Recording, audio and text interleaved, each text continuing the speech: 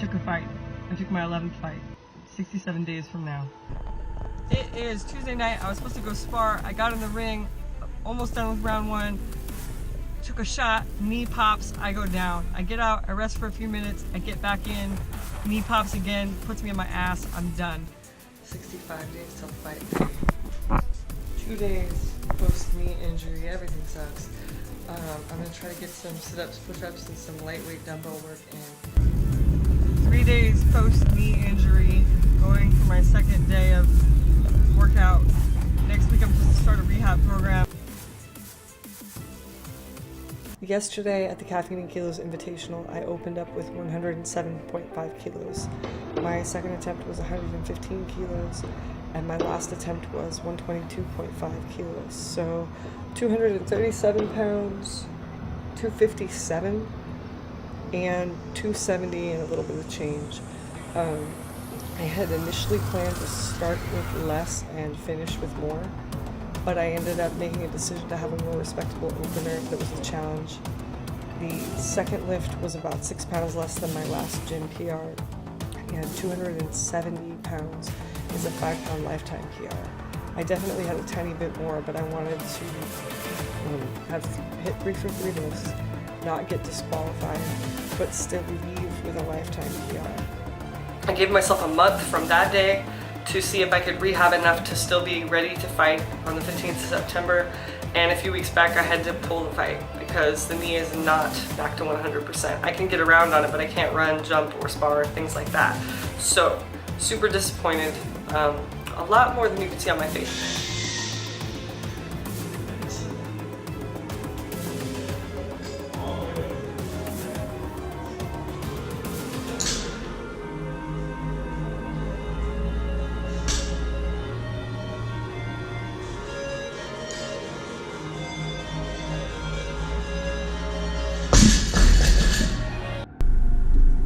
I'm deadlifting on Saturday in the Caffeine and Kilos Invitational. I've heard about Caffeine and Kilos for the last couple of years. I've never got the chance to try their coffee.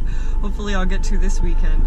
And one of my favorite YouTubers, Alan Thrall, who runs a strongman gym, Untamed Strength, here in Sacramento, is hosting the deadlifting portion of the event. There's a Olympic weightlifting contest, competition, meet, whatever, and a CrossFit type of fitness competition, which it'll be cool if I get to see any part of that.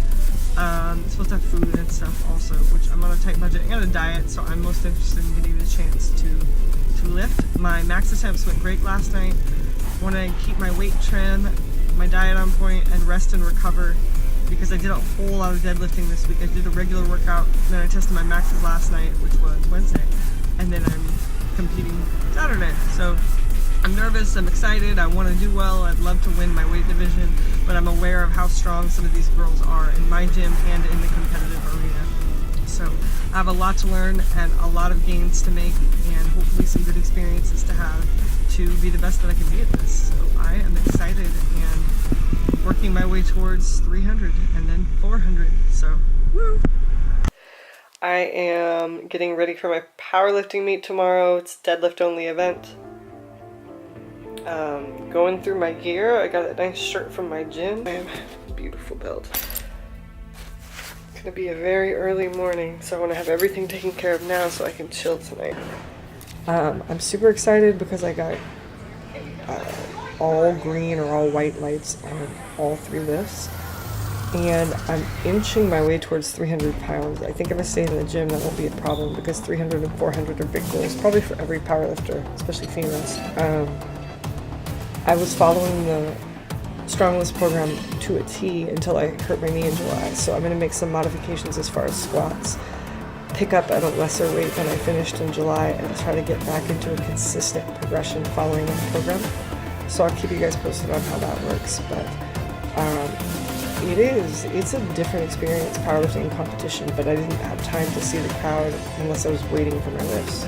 When I got up there, I think I saw my shoelaces set up, lifted, and the next thing I know I was done. So it went really fast, and it was a lot of fun. And pretty cool to set a lifetime PR on a platform in front of an audience. I can't complain about that.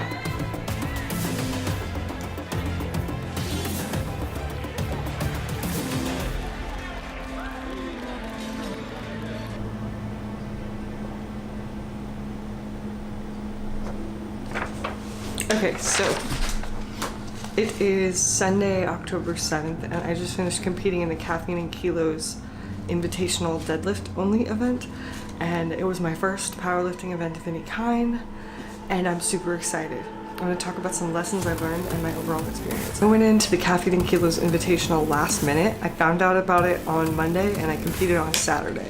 So there was no tapering, no deload week, and actually I had injured my knee in July.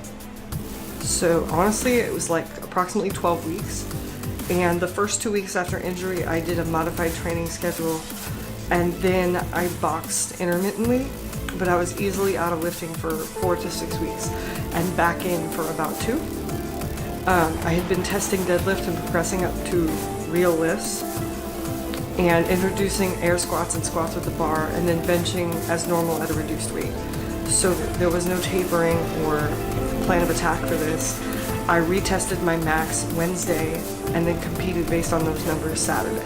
So I got third. It was really confusing, but there was changes in the weight classes. So initially it was supposed to be like 2 people, counting myself in that weight class, and there ended up being at least 5. I got third place behind 2 girls who compete internationally and 2 girls who are deadlifting over 400 pounds. Here's some stuff I learned. Make sure you know the order and how the flights are run. So a flight is a group of lifters. It may or may not be a weight class, a portion of a weight class, or a combination of male and female lifters. There were 4, A, B, C, and D at this event.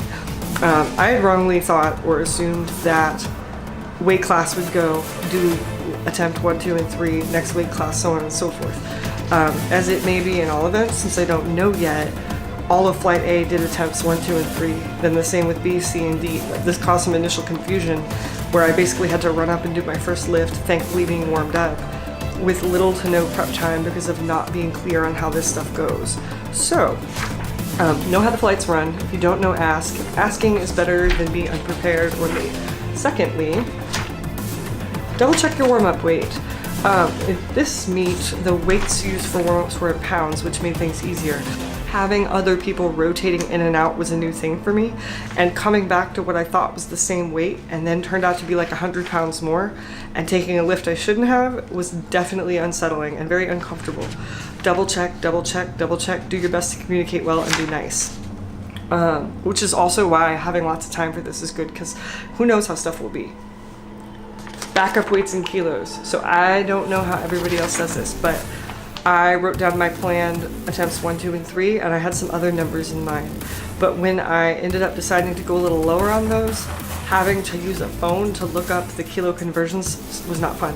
So maybe even have 3 sets of numbers, depending. If you have a coach who's telling you what to do, that's a different story. But if you're running your own business there, running your own lifting plan, if you're going to have backup weights for lower or higher, already have them converted. Save yourself the stress, save yourself the time.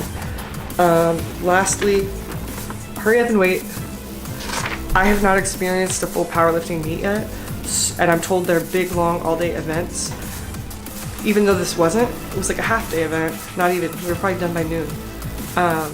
Rush, rush, rush. It was fun. It was cool not having to wear a singlet. I haven't conquered that yet. I have to figure out where to get one. If anyone can recommend a good place to get affordable singlets that don't suck, please let me know. If anyone can recommend how to enjoy wearing such an outfit, please let me know. Anyway, I hope you guys are doing good. Lift, get strong, stay in the gym, have fun. Woo!